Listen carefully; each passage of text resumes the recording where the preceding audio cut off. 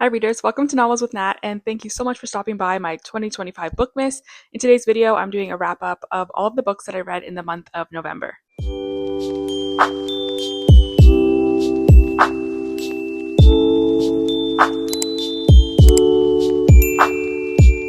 So I had a pretty good reading month last month, and I ended up getting around to 12 books.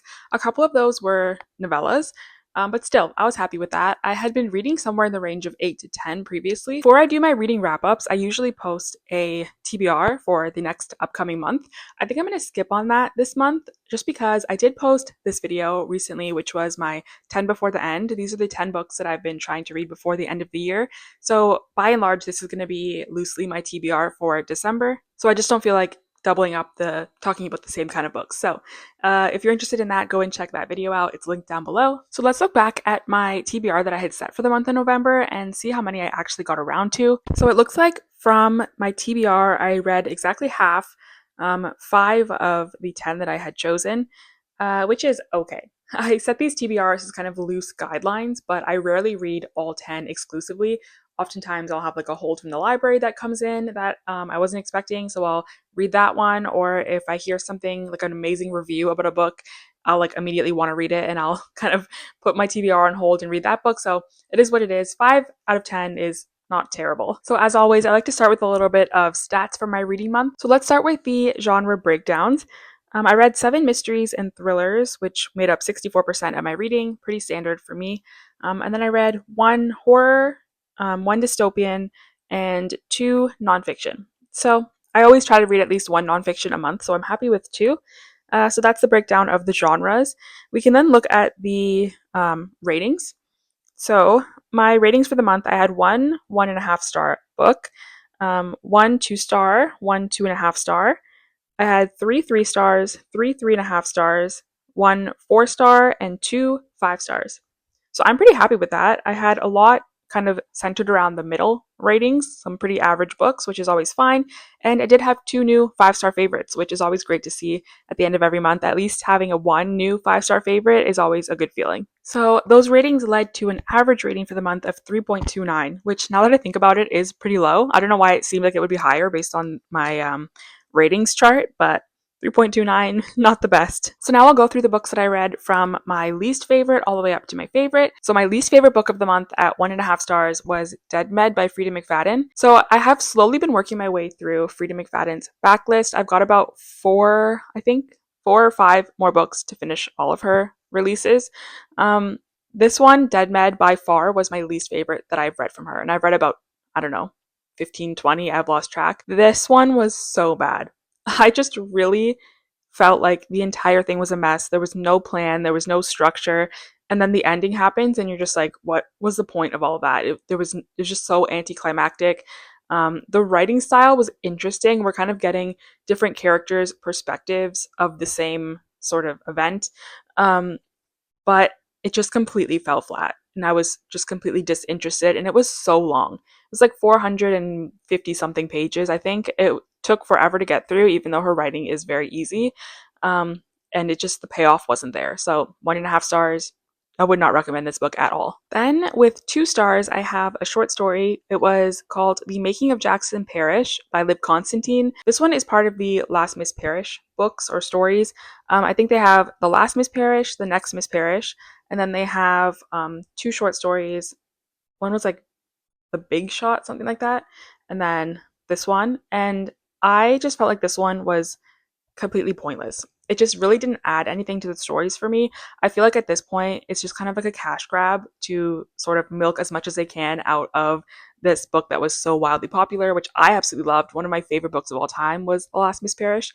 But I think with every release, it just kind of goes downhill a little bit. This one I just felt like was completely it really added absolutely nothing to the story. So I gave it 2 stars. Then we have another novella. This one was called This is a Safe Space by Lucinda Berry. This one, I feel like it was such a short book, but at the same time, it felt like there was way too much going on. There was just so much stuff going on that it really lessened the impact. I feel like, for me anyways, when I'm reading a short story or a novella, I really want it to be very focused. And so then if you have got too many characters and too many subplots and storylines, it just kind of, in that short amount of book, it just really lessens the impact. So I just want it to be more succinct. And I was missing that with this book. Lucinda Berry has not necessarily been the author for me. I really enjoyed Saving Noah, but all of the other books I've read from her have been kind of average. This one was one of my least favorites. All right, now we're on to the 3-star books. I had 3 of them this month. The first one I'll talk about is When the Lights Go Out by Mary Kubica. This was the last book that I had to read to complete Mary Kubica's entire backlist, which I've now done. And unfortunately, this one was my least favorite of all of her books, but it was still a 3-star, which is not bad. For me, I was going back and forth between a 2.5 and a 3. I decided to be a bit generous and give it a 3. But I was kind of bored through the first half of this book. I will say the second half, I can see why the ratings of this are so low and mixed and why people don't love it. Um, I can understand that the twist in this book would be frustrating for a lot of readers. I didn't really mind it per se. It was okay. It was fine. But yeah, it's definitely not a favorite from her. But overall, I wouldn't say that I absolutely hated it. So I will be doing an author ranking video for Mary Kubica fairly soon. I haven't decided yet if I want to do it now or if I want to wait until her 2026 release comes out so I can read that and include it as well. I'm not quite sure what I'm going to do yet, but a video will be coming soon. All right, my next 3-star book is one that I myself am very kind of divided on. It is Beautiful Ugly by Alice Feeney. I'll say that when I was reading this book, first of all, I should say I listened to it on audio and the audiobook was fantastic. I loved it. I thought it did a really good job with the side effects and just added to the atmosphere and the sort of vibe of the book. So the audiobook, I would definitely recommend it if you're going to read this book. And then while I was reading the book itself, I was enjoying it. I was having a great time. I loved the feeling of like this island setting and the characters and the concept. It was great. And I was like, okay, this is on track to be a 4-star. And then the twist started coming, and that's when it completely lost me. I feel like the twists, there were like 3 twists in this book that were not working for me. And I feel like if there's one twist that's not working for me, I can look past it. But when all of the twists in the book just aren't working for me, that's when I decided, okay, I have to knock this down to a 3-star. It just did not work. One twist in particular, I'm not going to say which one or what it was, but it is the type of twist that I hate the most, that really gets under my skin and I'm just like, this, it just makes no sense and I can't stand it. So that was one of the main twists in the book, and it just completely lost me at that point. And it's such a shame because I was having such a good time up until the twist started coming and it just completely got derailed. I'll say that's typically the case for me with Alice Feeney. I feel like people call her the queen of twists, and she does have like these big over the top twists which catch you off guard and you would never guess them. But I think you never guess them for good reason because they are so out in left field that they just don't make any sense. And for me, for a twist to really land, it has to make sense for the characters and for the story, and hers just never seemed to. I did read this one because I wanted to read it since it was nominated in the Goodreads Choice Awards. I wanted to read as many as I could or as many as I was interested in. So I'm glad that I read it, but it's definitely not what I would vote for. And I don't know what I was thinking. I have the book sitting next to me that I should have been showing you guys and holding up, but I completely forgot. So I'm going to have to put pictures up for the last ones. Any ones that I have left that I have the book, I will definitely hold up. My last 3-star is The Missing Half by Ashley Flowers. This one I read because I read this author's debut book, All Good People Here, and I gave it 5 stars. I loved that book. It was just such a fun, small town mystery thriller. I had a great time with it. And so I wanted to read her next book, also because this was nominated in the first round of the Goodreads Choice Awards. It didn't make it to the second round, but I still wanted to read it. And unfortunately, it was a disappointment. This one, I think the twist was redeeming. It was good. I didn't really see it coming, but the actual story itself was so boring. I was just completely disinterested. I didn't really care about the characters or the storyline. And so I was going to give it 2 stars, but then when the twist came, it was kind of redeeming. So I decided on a 3-star, but it's definitely not a favorite. All right, next up, I listened to Bottom of the Pyramid on audio. This is by one of the dancers from the show Dance Moms. I wouldn't say that I was a Dance Moms fan per se. I do watch a little bit of like reality TV, so I had seen a couple of episodes of it, maybe even a season, I'm not sure, years ago. And so when I saw that she had written a book, I was like, okay, why not? I've got some errands to do. I can pop in the audio. It was very short. And it was fine. I didn't have any major issues with it. I gave it 3.5 stars. When I'm rating memoirs, I'm always rating based on the writing of the book, not the story itself. That's obviously their life. I'm not one to judge that. And the writing I felt like was just okay. It was kind of basic, kind of simple. I liked the whole message of like bottom of the pyramid and how she kind of explains that and how she's taken it as a good thing. That was nice. So overall, it was an okay memoir. All right, and then also at 3.5 stars, I have I Who Have Never Known Men. This is a dystopian, sort of speculative sci-fi type novel. I have been wanting to read this for a very long time. The concept sounded so interesting. It's basically about there are 40 women who are trapped kind of underground in a bunker and they have never known men or they've been separated from men for a very long time. And there's one individual who is the youngest, who is the person that we're reading is from their point of view, and she has no memory of men at all. And it's just kind of a speculative story about what life would be like in that scenario. But I feel like it just kind of fell short on the speculative commentary. And that's what I was really hoping for from a book like this. Like, if you've got a concept like that, there's so much opportunity to talk about society and what it would look like and how it affects things. And I just feel like it was a story of this woman, the woman she's living with, and sort of nothing really deep. Nothing deeper was really going on, or at least I didn't really feel like there was. And I wanted more from that aspect of it. I still enjoyed it. It was a good story. I gave it 3.5 stars. If you've read this one, I'm very curious to know what your thoughts are. Let me know in the comments. I really want to hear what other people's opinions are on this one. All right, and then also at 3.5 stars, I have Bloom by Delilah S. Dawson. This is a horror book. It was a very short one. I think it was just under 200 pages. It's basically about a woman who meets another woman at a farmer's market, and she sort of becomes obsessed with her and drawn into her life and her world, and things just go crazy from there. I really did have a good time with this one. I think the build up was a little bit slow and felt a little bit repetitive in the middle, but the ending was absolutely crazy and insane, and I really liked it. So I think overall I landed on a 3.5 star. But if you're looking for a short horror book to kind of read quickly, it was a very quick read. This one I would definitely check out. All right, and then we have another memoir. This one was called And the Dragons Do Come.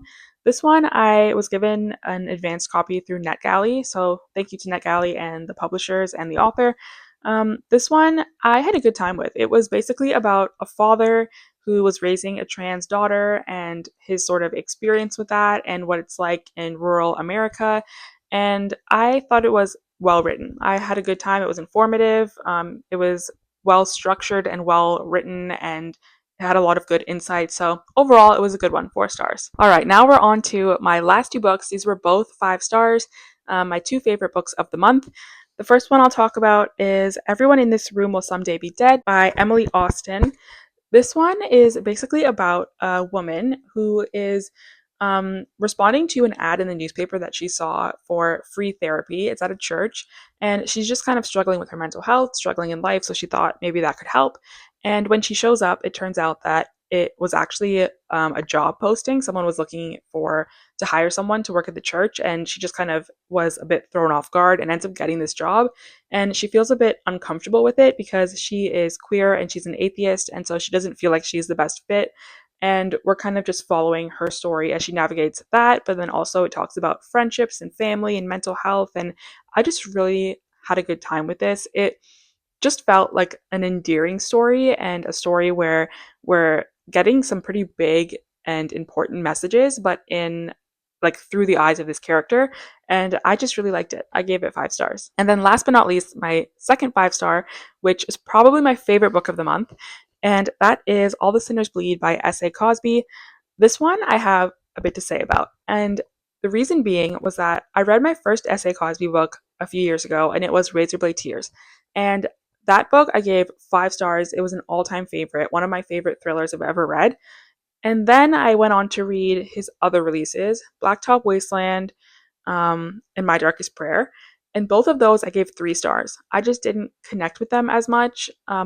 The amazing writing was there. It was S.A. Cosby's writing for sure, but the plot and the storylines just weren't my favorite. And so I was worried that I wouldn't connect with another S.A. Cosby book like I had Razorblade Tears.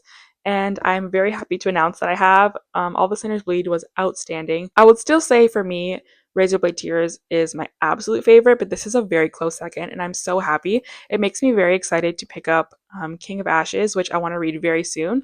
And then I'll have finished his entire backlist and I can do a ranking video.